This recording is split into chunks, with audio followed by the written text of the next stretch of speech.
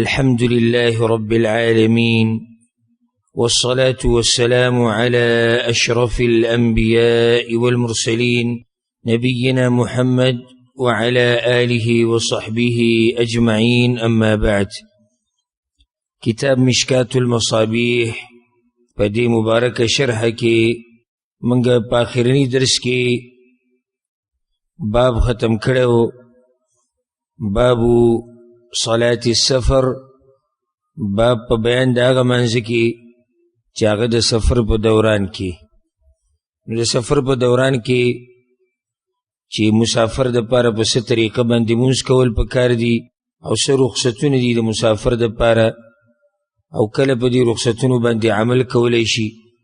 د دې خبرو وضاحت مکمل شوی. بیا د هغې نه بعد مؤلف رحمه الله بل باب راوړی دی، باب الجمعه، باب په بیان د هغه مسلو کې چې هغه د جمعې د منځه سره تعلق ساتي. دا ډېر اهم باب دی او په دې کې به د جمعې د منځه اکثر مسلې او احکام هغه به بیانېږي، هغه مسلې هغه احکام چې د هغې نه زمونږ اکثر خلک ناخبره دي او نه دي پوه په هغه مسلو باندې. نو انشاءالله د هغې وضاحت به په دې مبارک باب کې کېږي. باب الجمعه.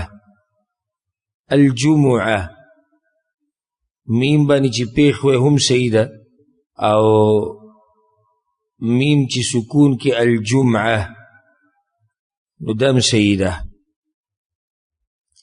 او په میم باندې فتح هم صحیح ده، خو مشهور نطق د دې داسې دی الجمعه.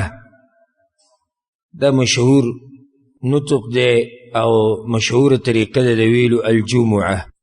په جاهلیت کې به دې ورځې ته وی یوم العروبه، د جمعې دې ورځې ته به په جاهلیت کې وی یوم العروبه. بیا په اسلام کې دا په دغه نوم باندې مشهوره شوه یوم الجمعه. کله ویل کېږي یوم الجمعه د جمعې ورځ، کله ویل کېږي صلاة الجمعه د جمعې مونځ. بیا د علماو په منځ کې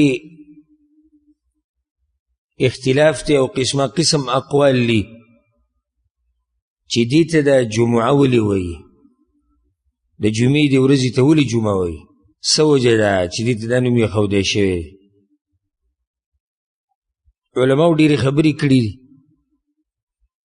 مشهور پکې دا دي چې وی وجه دا دی چې په دې ورځ د آدم علیه السلام پیدایش را جمع کړی شوی دی. آدم علیه السلام په دې ورځ پیدا شوی دی، نو الله آدم علیه السلام را جمع کړی دی په دې ورځ کې، یو وجه دا شو. نو بس د هغې نه دې ته وویلی شو یوم الجمعه. چا دا ویلي چې آدم علیه السلام او د بیبي حوا ملاقات په دې ورځ باندې شوی، دواړه جمع شوي دي، نو ځکه دې ته ویل کېږي یوم الجمعه. چا دا ویلي دي چې خلک پکې د عبادت لپاره را جمع کېږي، نو ځکه دې ته یوم الجمعه وایي، جمعې منځه لپاره خلک را جمع کېږي که.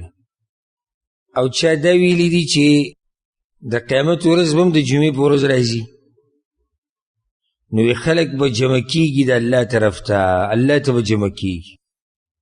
دا مشهورې وجې دي چې ولې دې ته یوم الجمعه وایي. بعض علما دا وایي چې ابتدا د جمعې د منځه د هجرت نه مخکې شوې ده په مدینه کې، او هغه داسې چې مصعب بن عمیر او اسعد بن زراره رضی الله عنهما او یو څو کسان به دوی سره نورو را جمع کېدو به په کور د اسعد بن زراره کې، او بیا به هغوی ته وعظ او نصیحت کېدو. مصعب بن عمیر به ورته وعظ او نصیحت کو. او دغه ورځو کې پیغمبر صلی الله علیه وسلم په مکه کې،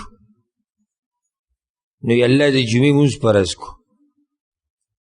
خو پیغمبر صلی الله علیه وسلم اولنۍ خطبه چې د جمعې کړې ده، چا دا ویلي چې مکه کې نشو راښکاره کولی ځکه چې هلته کمزورتیا وه، خو اولنۍ خطبه چې پیغمبر صلی الله علیه وسلم کړې ده هجرت نه بعد، پیغمبر صلی الله علیه وسلم چې هجرت وکړو نو مسجد قباء چې کوم ذکر دغه ذکر دمه کړی و بیا هلته د جومات بنیاد کېښودی شو.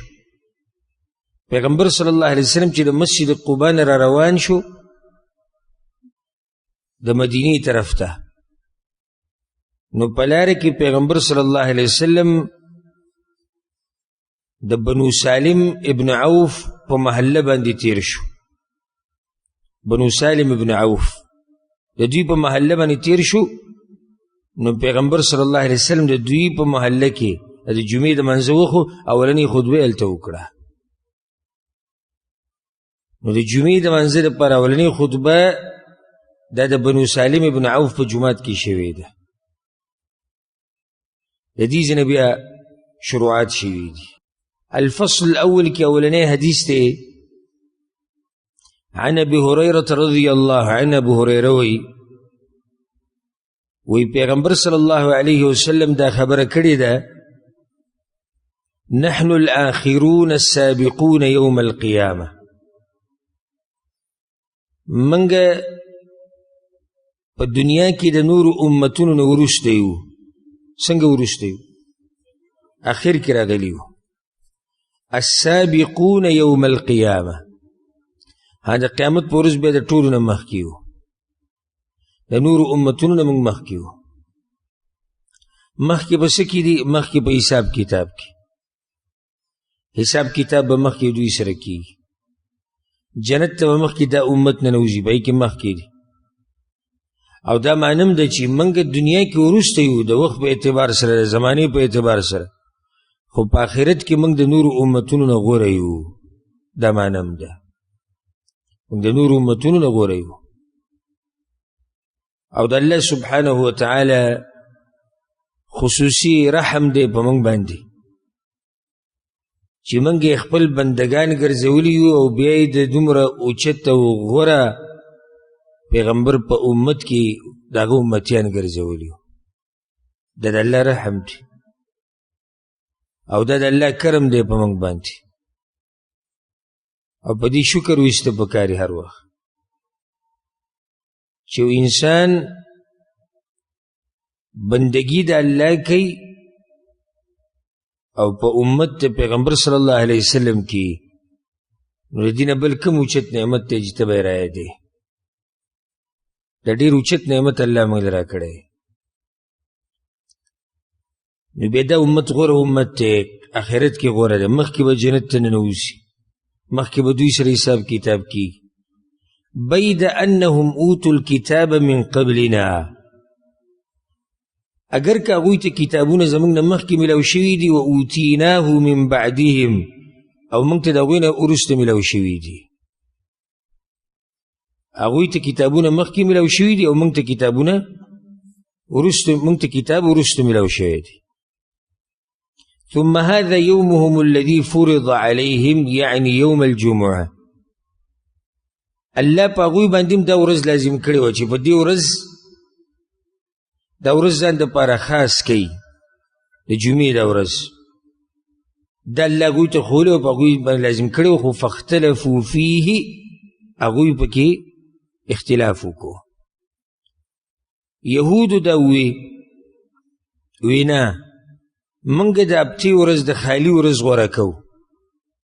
وجه دا دی وی الله چې کله اسمانونه او ځمکې پیدا کړو په شپږو ورځو کې، نو په دې ورځ باندې الله فارغه شوی او د ځمکې او د اسمان د پیدایش نه، نو موږ په کوم ځان فارغه و عبادت ته.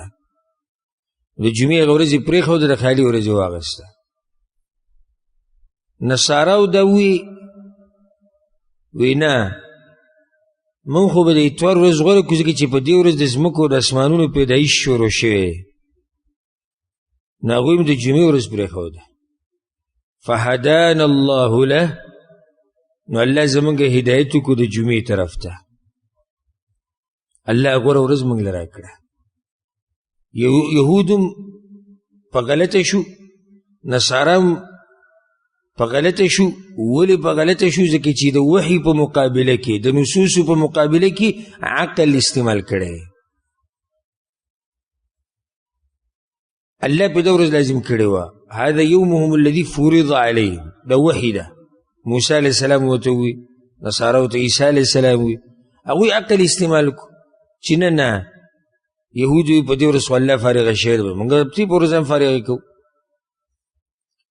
نصارا وي په دې ورځ د ځمکې اسمان پیدایش شروع شو موږ د اتوار ورځ الله خاص کوو نو کله چې انسان د نصوص او د وحي په مقابله کې عقل استعمالوي نو دې خطا کیږي دا زموږ دپاره فایده شو چې کله قرآن او حدیث راشي نو بیا به عقل نه استعمالوي بیا به تاویل ماویل نه کوي بیا به څنګه او چونکې او چنانچې او ولې او دا قصې به بیا نه کوي چې وحي راله منې وی نو یهود هم هغه غوره ورځ د هغوی نه پاتې شوه او د نصاراو نه ما غوره ورځ څه شوه هغه چې پاتې شوه الله زموږ په نصیب کړه والناس لنا فيه تبع نو خلق بیا زمونږ تابعدار شو څنګه زمونږ تابعدار دي شو چې اولنی ورځ زمونږ راځي جمعه مخکې راځي بیا پسې هفته راځي اليهود غدا والنصارى بعد غد او نصارا بیا سبا نه بل سبا دي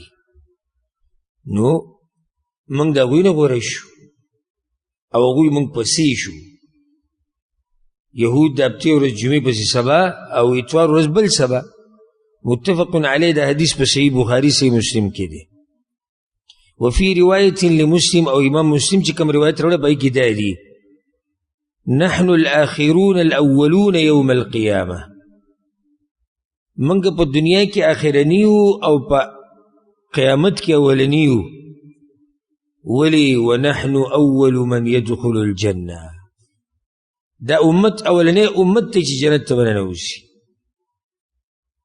جنت ته به اول پیغمبران ننوځي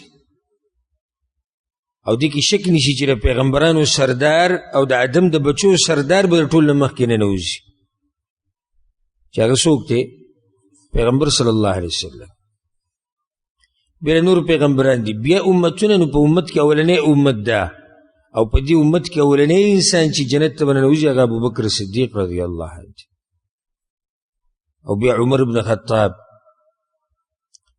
او دې سلسله وار به جنت ته دننوته کېږي ډېره ناشنا ورځ به یو حدیث کې داسې راځي پیغمبر صلی الله علیه وسلم وایي یو ورځ به د جنت په دروازو باندې داسې راشي چې سمه ګڼه به یو سم شور به جوړي ځکه چې دومره خلک چې ننوځي نو هغه به ناشنا ورځې چې کله د جنت په دروازو باندې راشي او کله چې به د جنت په دروازو باندې شور یو څومره اوچت نصیب والا خلک به یو څومره خوشبخته خلک به یو څومره اوچت خلک دي چې هغوی په دغه دروازو باندې ننوځي الله دې موږ ته جنت الفردوس نصیب کی او رب العالمین دې موږ د قبر او د آخرت د سختو نه په امن او امان کې ساتي بیا مخکې دقه شان حدیث ته څنګه چې ما دا اولنی ووي وفي اخرى له عنه وعن حذیفه امام مسلم رحم الله بل روایت کې داسې دي چې دا هم د ابو هریره او د حذیفه رضی الله عنهما نه نقل دی پیغمبر صلی الله علیه وسلم پای کوي چې نحن الاخرون من اهل الدنيا په دنیا والو کې زمونږ امت څه دی اخرنی امت دی والاولون یوم القیامه او د قیامت په ورځ موږ مخکینی یو اولنی موږ یو بیا المقضی لهم قبل الخلائق د ټول امتونو نه مخکې به د دې امت فیصله کیږي نو د مخکې کېدو وجې ذکر شوی دا امت په آخرت کې مخکې دی څه معنی په حساب کتاب کې جنت ته ننوتو کې په فضیلت کې دا حدیث راوړی اصل کې دې دپاره دی چې د جمعې د ورځې فضیلت ته ثابتوي چې دا دومره اوچته ورځ الله موږ ته نصیب کړې ده دې امت له الله دا غوره ورځ ورکړې ده نو په دې غوره ورځ بیا اهتمام پکار دی د دې چې کوم آداب دي په دې کې چې کوم عبادات دي د هغې اهتمام پکار دی او په هغې باندې ځان پوه کول پکار دي د هغې نه بعد حدیث راوړی دی وعن ابي هريرة رضی اللہ عنہ، ابو ہریرہ رضی اللہ عنہ روایت تے پیغمبر صلی اللہ علیہ وسلم وی خیر یوم طلعت علیہ الشمس یوم الجمعہ، غور ورځ چې نور پر راختلی ناغه د جمعې ورځ ده. فيه خلق آدم، په دې ورځ آدم علیه السلام پیدا شوی دی. وفيه ادخل الجنه، او د جمعې په ورځ جنت ته الله دننه کړی. وفيه اخرج منها، او هم په دې ورځ د جنت ته راویستی شوی دی. ولا تقوم الساعة الا في يوم الجمعه، او د قیامت په ورځ، او قیامت ورځ هم د جمعې په ورځ راځي. رواه مسلم، د حدیث امام مسلم راوړی. د دم فضیلت دی د جمعې د ورځې. خو دلته یو څو مسلې. اولنۍ، بعضو حدیثونو کې داسې راځي، صحیح حدیثونه دي، وایي په ورځو کې غوره ورځ پیغمبر صلی الله علیه وسلم وایي د عرفات ورځ ده. په ورځو کې غوره ورځ کومه ده؟ د عرفات. خو دلته څه وایي چې غوره ورځ کومه ده؟ د جمعې. نو بعضو علماو دغې له ترجیح ورکړي جمعې ورځ غوره ده، بعضو وایي د عرفات ورځ ټول نه غوره، او بعضو دواړه خبرې را جمع کړي، دواړه حدیثونه. او هغه داسې چې د عرفات ورځ غوره ده په ټول کال کې، او د جمعې ورځ غوره ده په ټول هفته کې. نو دې سره دواړه حدیثونه را جمع شو. د عرفات ورځ غوره ده په پوره کال کې، د کال په ورځو کې عرفات غوره ده، عرفات ورځ غوره شو. او د هفتې په ورځو کې بیا د جمعې ورځ غوره ده. بله مسله دلته دا ده، که یو سړی دا سوال وکړي چې دې حدیث کې خو د جمعې فضایل بیانېږي، نو موږ وایو نو دا خو صحیح شو چې دا فضیلت شو چې آدم علیه السلام په دې ورځ پیدا شوی دی. دا هم فضیلت شو چې په دې ورځ جنت ته ننوتی دی. خو دا څنګه فضیلت شو چې په دې ورځ د جنت نه راوتی دی؟ او دا څنګه فضیلت شو چې په دې ورځ به قیامت راځي؟ او صحیح شو، هغه ویلي. دا خو مختصر جواب ده، بس پیغمبر ویلي. که سړی ځان پوه کول غواړي چې په دې خو پوه شم چې آدم علیه السلام پیدایش دا غټه خبره ده، بس دا فضیلت شو دې ورځې آدم علیه السلام جنت ته ننوتی، دا غټه خبره. خو آدم علیه السلام د جنت نه واپس راویستی شوی دی، دا څنګه فضیلت شو؟ دنیا ته خو راغلی دا، خو موږ هم وایو دنیا ته راغلی، خو فضیلت بیا څنګه شو؟ فضیلت خو دی چې یو غټ کار وشي.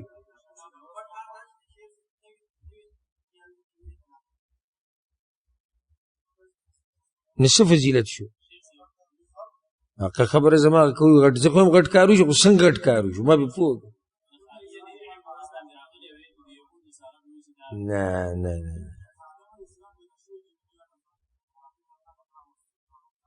د دې جواب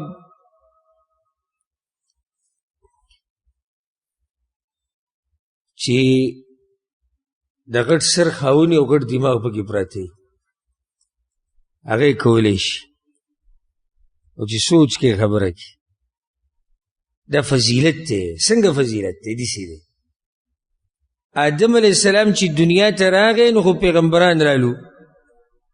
آدم علیه السلام دنیا ته راکوز شو، د جنت نه راویستی شو، نو کتابونه نازل شو، وحی راله، موږ ته د اسلام پته ولګېده، موږ ته د ایمان پته ولګېده. نو که آدم علیه السلام نه وی راکوز شوی د جنت نه، نو دا څه به شي؟ نو فضیلت شو که نه شو؟ اوس پوه شوئ؟ ښه نو سړی چې قیامت څنګه فضیلت دی؟ قیامت راتله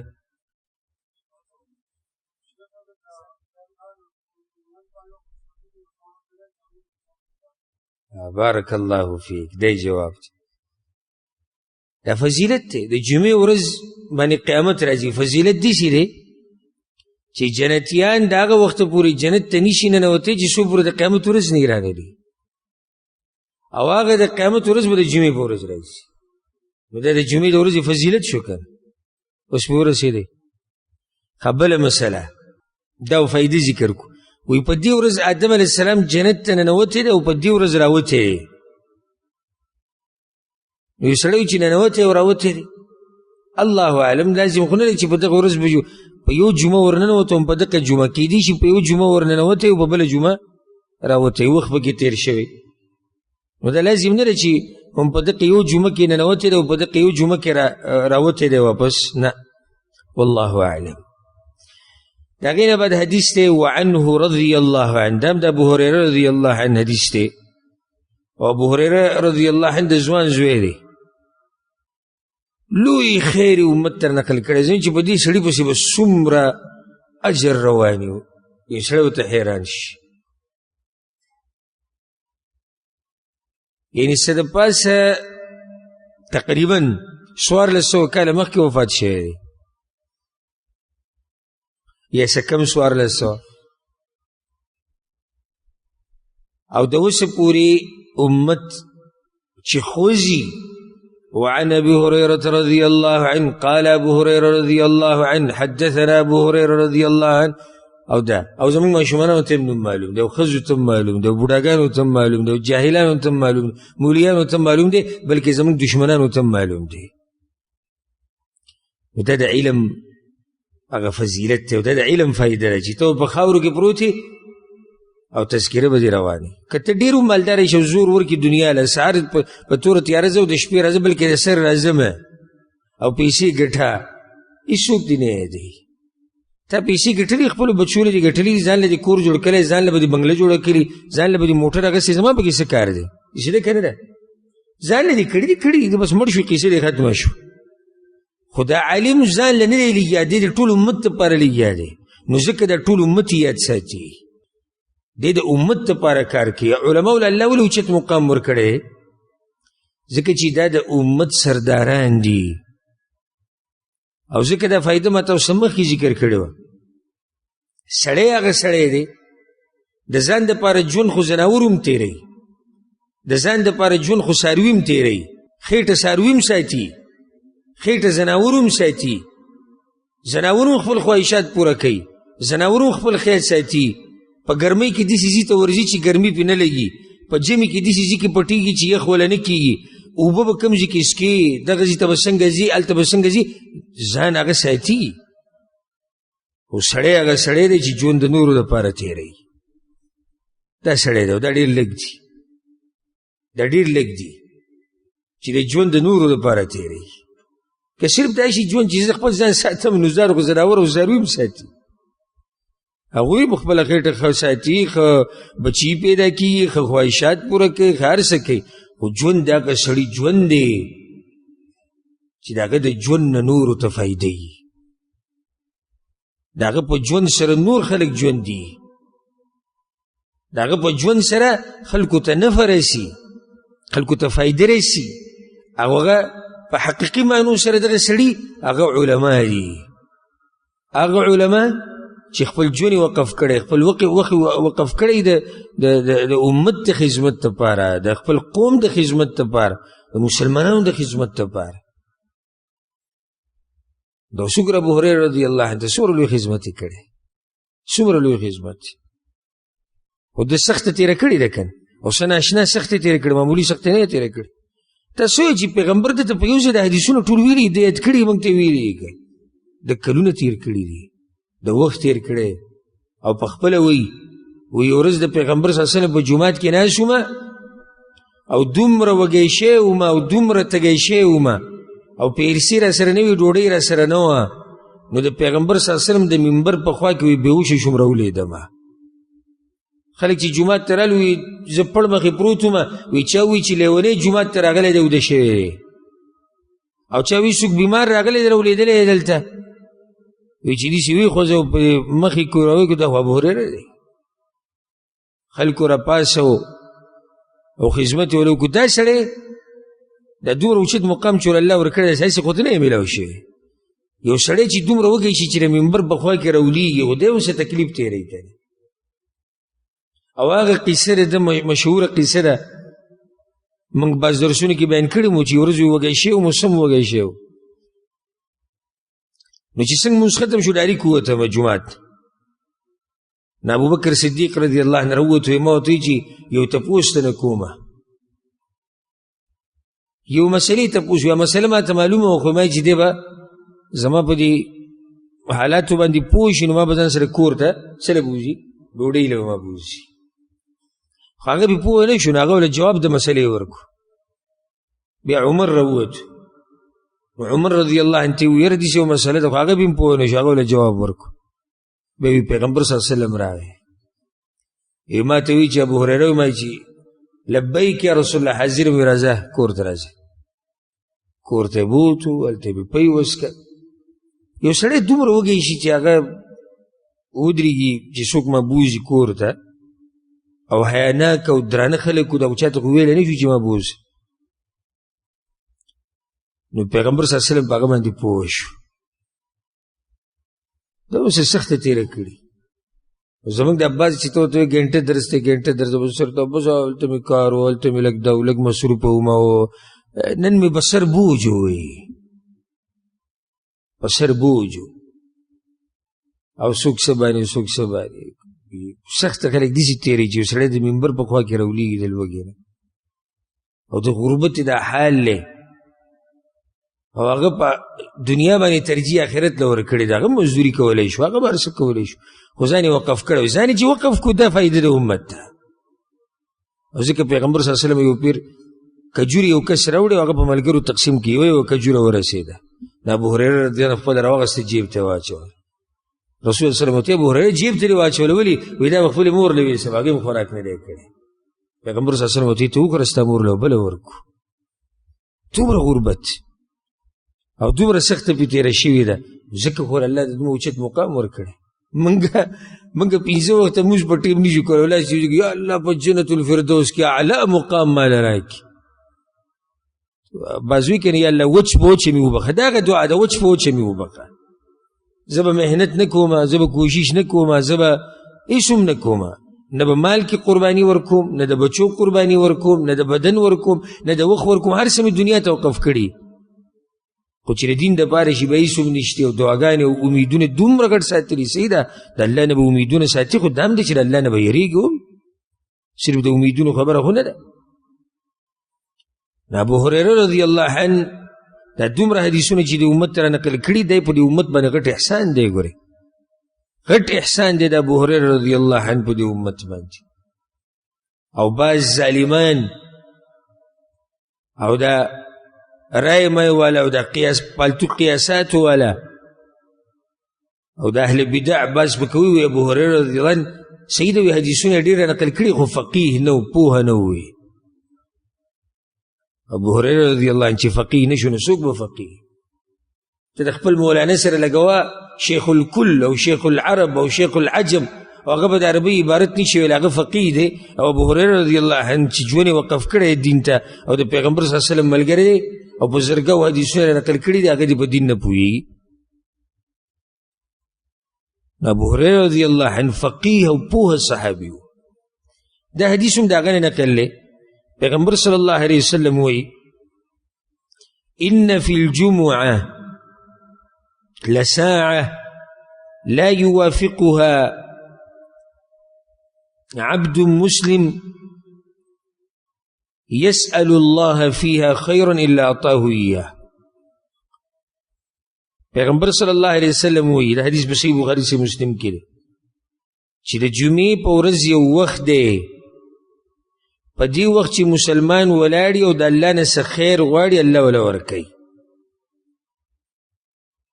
یو وخت دی په دې وخت کې چې یو مسلمان دا وخت راګیر کي او د الله نه به کې څه غواړي الله وله ورکوي وزاد مسلم او د امام مسلم په روایت کې سره د الفاظ زیات دي وهي ساعة خفیفه او دا وخت ډیر معمولی وخت دی ډیر زیات نه دی وفي روایت لهما په روایت کې راځي د صحیح بخاری سے مسلم کې دی ان فی الجمعه لساعه د جمعې په ورځ یا د جمعې په ورځ کې یو وخت دی چې یو مسلمان دا وخت راګیر کی قائم یصلی او دی ولاړ یو مونځ کوي یسأل الله خیرا الا اعطاه ایاه او د الله نه چې څه خیر غواړي الله وله ورکوي چې په دغه وخت کې یو مسلمان ولاړي مونځ کوي او څه خیر د الله نه غواړي الله وله ورکوي. دا مسله چې ده د جمعې په ورځ د دعا د قبلېدو دا وخت دا کم وخت دی نو په دې کې د علماو 43 قوله نقل شوي دي. 43 قوله دي او په هغه 43 کې صرف 2 قوله دي چې هغه مشهور دي او د دلیل په بنا باندې مضبوط دي. 2 نو موږ مکه 2 ذکر کو. یو مشهور قول دا دی او پرې دوانو باندې دلایل را روان دي. امام چې کله په منبر باندې کینی چې راشي او کینی د هغه وخت نه دا ټیم شروع شي او د منځه د ختمېدو پورې دا د دعا د قبلېدو وخت. او دویم د مازدیګر د منځه نه بعد نور ډوبېدو ته نږدې دا د دعا د قبلېدو وخت دی. څه دعا چې الله نه غواړي الله یې دله قبلوي. یو خبر هلته یاد ساتئ چې الله دا وخت موږ نه پټ کړی دی. ولې پټ کړی؟ چې کوشش وکړو چې جمعې په ورځ انسان کوشش وکړي د دعاګانو د ډېرولو د عبادت د ډېرولو. دا پکې حکمت شو. او دغه 2 وخت دي چې دا په دلایلو کې دوی دلایل مضبوط دي چا چې دا وختونه بیان کړي. بعض علماو دا راویلي وي صرف دغه وخت دی امام چې په منبر کینی او د مونځ ختمېدو پورې، بعض وایي نه مازدیګر نه بعد د نور ډوبېدو پورې د اخرنی وخت چې او بعض ویلي چې دواړه وختونه دي. په دواړو وختونو کې کوشش پکار دی ځکه چې دواړه په صحیح حدیثونو کې ثابت دي. د جمعې په ورځ د دعا د قبلېدو وخت هغه امام چې کله په منبر باندې کینی د منځه د ختمېدو پورې دی اولنی وخت. او دویم وخت د مازدیګر نه بعد ماښام ته نږدې کله چې نور ډوبېږي. په دې وختونو کې کوشش پکار دی.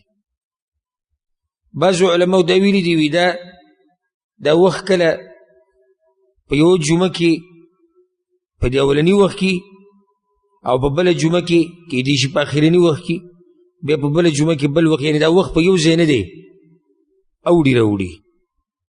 کله هغه وخت اوړي چې کله امام په منبر باندې کینی مونځ ختمېدو پورې، او کله دې وخت راواوړي نور ډوبېدو نه مخکې. او دا قیمتي وختونه دي او د دې اهتمام زموږ په پښتنو کې نشته. اکثر د جمعې په ورځ د مازدیګر منځه نه بعد او نور ډوبېدو نه مخکې بازارونو کې ګرځي او لوبې او ټوغې ټقالې او ملاقاتونه او ګپ شپ او غیبتونه په دې کې مصروف وي. حالانکه پیغمبر صلی الله علیه وسلم وایي چې یو بنده ولاړي یسأل الله فیها خیرا، هر خیر چې د الله نه غواړي الله به دله درکړي. کومه دعا چې تر الله نه غواړي الله به دله قبلوي. نو څومره لوی فضیلت نه دا خلک محرومه شو. په بل حدیث کې دی وعن ابي برده ابن ابي موسى قال سمعت ابي. ابو برده د په منځنو تابعینو کې دی. دی وایي چې ما د خپل پلار نه دا خبره اورېدلې او د ده پلار صحابي دی ابو موسی رضی الله عنه. وی زما پلار دا ویلی دی چې پیغمبر صلی الله علیه وسلم دا ویلو یقول فی شأن ساعة الجمعه.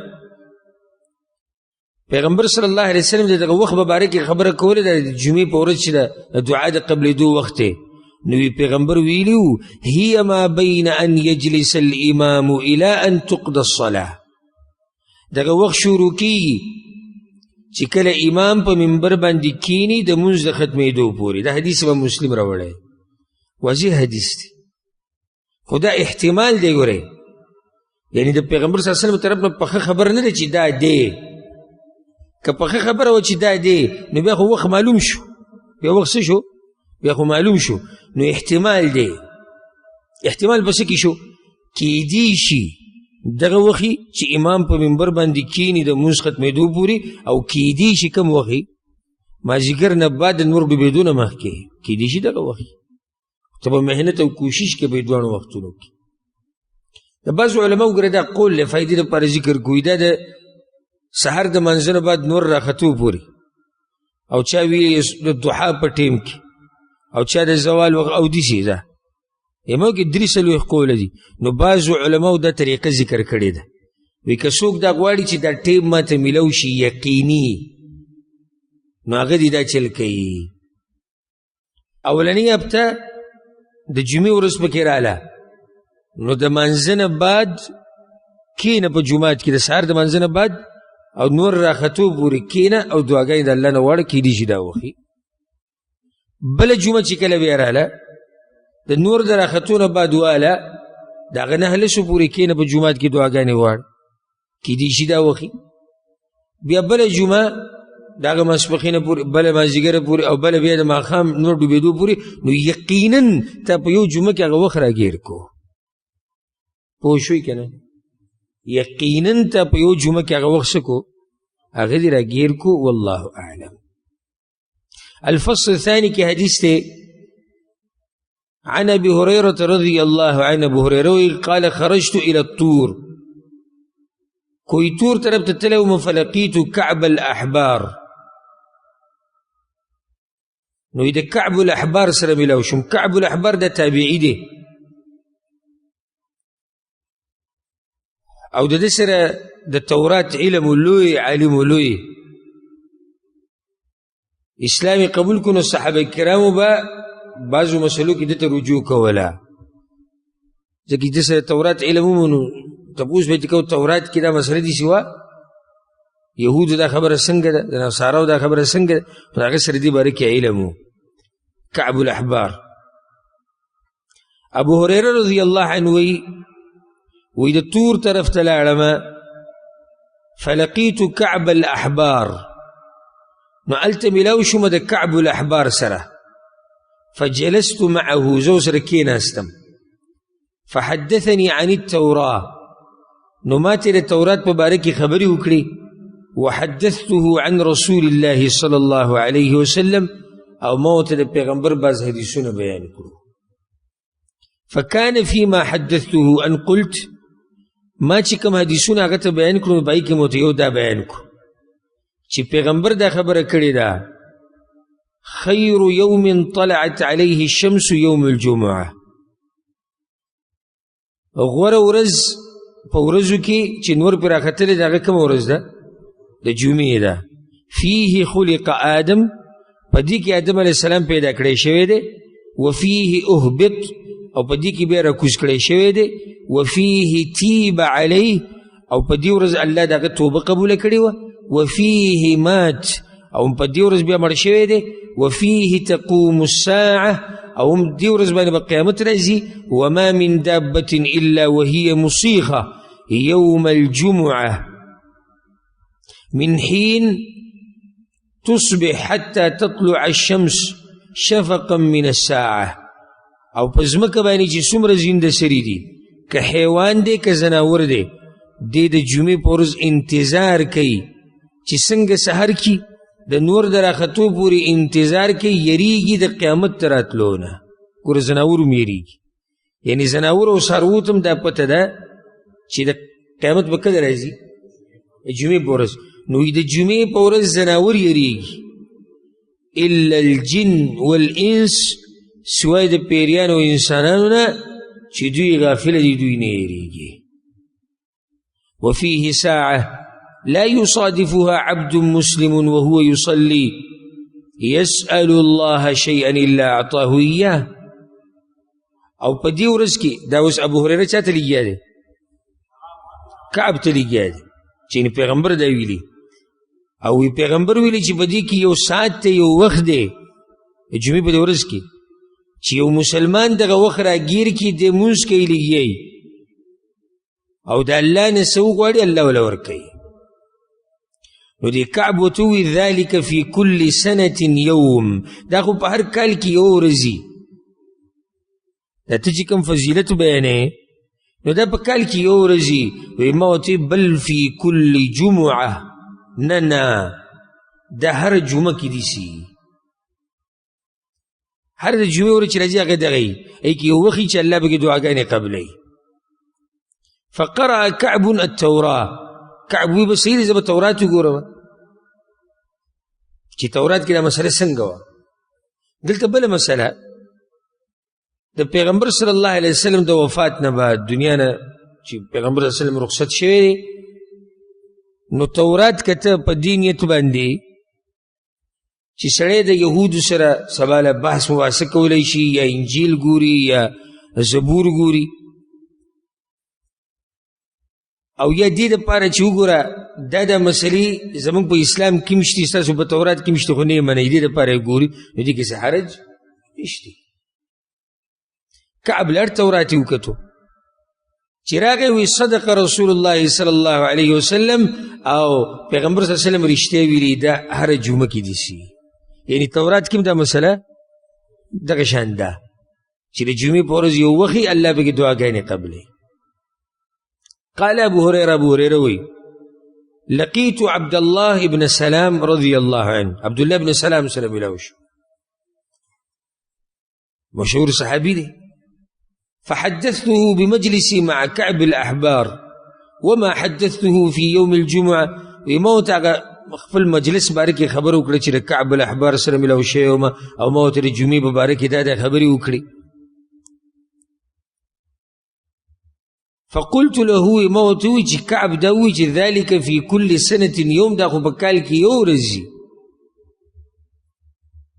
نو عبدالله بن سلام وی کذب کعب خطا شوی دی. عبدالله بن سلام دا څوک دی؟ دا دام په یهودو کې غټ عالم و، ناپوه و. عبدالله بن سلام رضی الله عنه وی چې نه خطا شوی دی. هغه ورته ابو هريره ورته وی بیا کعب لړ تورات یې وکتو، نو په تورات کې هم د قوانو بیا وی چې بل هي فی کل جمعه، او دا په هر جمعه کې دا وخت دی. فقال عبد الله بن سلام، عبدالله بن سلام وی صدق کعب، دا خبر کعب رښتیا کړې ده. بیا عبدالله بن سلام وی قد علمت ایت ساعة هی. ابو هريره تا ته دا پته شي چې هغه کوم وخت دی؟ عبدالله بن سلام ابو هريره ته وی دعاګانې چې قبلېږي هغه ټیم ته معلوم دی؟ هغه ورته وی اخبرني بها ولا تضن علی، ما ته ووایه بخل مه کوه په ویلو کې، دا وخت راته وښیه. عبدالله بن سلام ورته وی هي آخر ساعة في يوم الجمعة، د جمعې په ورځ اخرنی وخت دی. د جمعې د ورځې اخرنی وخت کوم وي؟ نور ډوبېدو نه مخکې دا ټیم دی وی. نو ابو هريره ورته وی کیف، څنګه؟ وكيف تكون آخر ساعة في يوم الجمعة وقد قال رسول الله صلى الله عليه وسلم لا يصادفها عبد مسلم وهو يصلي فيها. دا څنګه اخرنی وخت د جمعې د ورځې؟ پیغمبر صلی الله علیه وسلم خو ویلي چې یو مسلمان دا وخت راګیر کړي او دی په مانځه ولاړي، نو دغه ټیم کې کوم مونځ دی؟ مونځ دی نفلي مونځ کولی شي؟ دغه ټیم کې نشي کولی. دا په ابو هريره رضی الله عنه سم سوال وکړو، او دا سوال په زړه کې راځي چې کله انسان دا حدیثونه وګوري په خپل سړي په زړه کې راځي. خو ابو هريره عبدالله بن سلام نه وکړو، دا څنګه؟ هغه ورته وی الم یقل رسول الله صلی الله علیه وسلم، ولې پیغمبر دا خبره نه ده کړې؟ من جلس مجلسا ينتظر الصلاة فهو في صلاة حتى يصلي، یو سړی چې منځه د کینی انتظار کوي خو دی په منځه کې دی کنه. د هغه د مسلې جواب یې ورکړو، وی دغه ته مطلب دی. حدیث دم ثابته شوه ګوره چې د صحابه کرامو مسلې دا به د حدیثونو په رڼا کې وي، قیل او قال نه و، بزرګانو ویلي دي او مذهب کې راغلي دي او کتاب راوړی دی. نه نه د هغوی مسلې داسې وي. ښه دا حدیث څنګه دا حدیث داسې نه نو دا څنګه هغو ته ولې پیغمبر نه ویلي. ښه نو پیغمبر چې دا او نو پیغمبر هلته دا ویل. ټولې خبرې د هغوی دا د هغوی دلایلو دا د هغوی مسایل. نو ابو هریره ورته څه ووایي فقلت بلا ولې نه داسې خو ویلي دي. قال فهو ذلك هغوی چې بس دغه مسله شوه که نو ګور ابو هریره رضی الله عنه چې کله مسله واورېده وی اودسې ده نو چې څوک درته مسله بیان کړي که ته ترې غوره او که ته ترې نه یې غوره نو چې کومه مسله حق مسله یي واضحه یي او دلیل پرې څوک بیان کړي نو هغه بیا منه او هغه اوره. دا حدیث امام مالک امام ابو داود امام ترمذي امام نسائی راوړی. امام احمد هم د دې صحیح سره راوړی دی. نو ګوره مخکې چې کوم روایت مونږ سره تېر شو د ابو برده چې خپل پلار نه نقل کړی په هغې کې هغه وخت کم یو امام چې په منبر کینی مونځ ختمېدو پورې او دویم وخت مازدیګر د منځه نه بعد هم اخرنی وخت د نور ډوبېدو لږ ساعت مخکې دا دوه وختونه شو. په دې کې کوشش پکار دی په دې کې اهتمام پکار دی. وعن انس رضی الله عنه انس بن مالک وی قال رسول الله صلی الله علیه وسلم پیغمبر صلی الله علیه وسلم دا خبره کړې التمسوا الساعة التي ترجى في يوم الجمعة بعد العصر إلى غيبوبة الشمس رواه الترمذي. پیغمبر صلی الله علیه وسلم وی که تاسو هغه وخت لټوئ د جمعې په ورځ په کوم کې چې دعاګانې قبلېږي نو لټوئ یې د مانځه نه بعد د نور د ډوبېدو پورې. دا حدیث هم ترمذي راوړی اگر که دا یو سند کمزوری دی خو دا په صحیح سند سره هم ثابت ته دا خبره. وعن اوس بن اوس رضی الله عن اوس بن اوس وی پیغمبر صلی الله علیه وسلم دا خبره وکړه ان من افضل ایامکم یوم الجمعه ستاسو په ورځو کې غوره ورځ کومه یوه ده د جمعې ورځ ده فیه خلق آدم په دې کې آدم علیه السلام پیدا کړی شوی دی وفیه قبض او په دې کې سات یې اخیستی شوې ده وفیه النفخه وفیه الصعقه او په دې کې به پوکې والی کېږي او په دې کې به بیهوشي راځي په خلکو باندې. نو معنی دا ده چې دې کې به د قیامت هغه شپېلۍ والی کېږي. د قیامت شپېلۍ څه معنی ده چې کله اسرافیل علیه السلام په شپېلۍ کې پوکې وکړي هغه به د قیامت ورځ وي او هغه به د جمعې په ورځ کېږي. وفیه الصعقه او په دې کې به بیهوشي راځي. نو دا د صفت دی د دغې چې یعنې کله چې پوکې وکړی شي په شپېلۍ کې نو د هغې سره په خلکو باندې څه راشي بیهوشي به راشي مرګ به راشي ټول دنیا به ختمه شي بیا به بل پیر پوکې کېږي هغې نه بعد به خلک راپاسي. او چا دا ویلي دي وفیه النفخه نه مراد یعنې پوکې به وکړی شي هغه دویم وفیه الصعقه او په خلکو بیهوشي راځي دا هغه اولنی پوکې شو. فاکثروا علی من الصلاة فیه نو د جمعې په ورځ پیغمبر صلی الله علیه وسلم په ما باندې درود ډېر زیات وایي فإن صلاتکم معروضة علی تاسو چې په ما درود وایي دا ماته الله یې ماته پیش کوي ماته رارسیږي. قالوا یا رسول الله وکیف تعرض صلاتنا علیک وقد ارمت یا رسول الله نو زمونږ درود تا ته څنګه رسیږي او څنګه تا ته پیش کړی کېږي وقد ارمت او ستاسو بدن مبارک خو به خاوري شوی. قال یقولون بلیت یعنی خاوري شوی به. اندیز کې صحابه کرام دا مني چې پیغمبر صلی الله علیه وسلم باندې مرګ راغلی دی. دلیل کوم ځای کې دی چې ستاسو بدن به خاوري شوی. پیغمبر صلی الله علیه وسلم وتی ان الله حرم علی الارض اجساد الانبیاء الله په ځمکه باندې د پیغمبرانو بدنونه څه کړي دي؟ حرام کړي دي. د پیغمبرانو بدنونه نه خوري کیږي.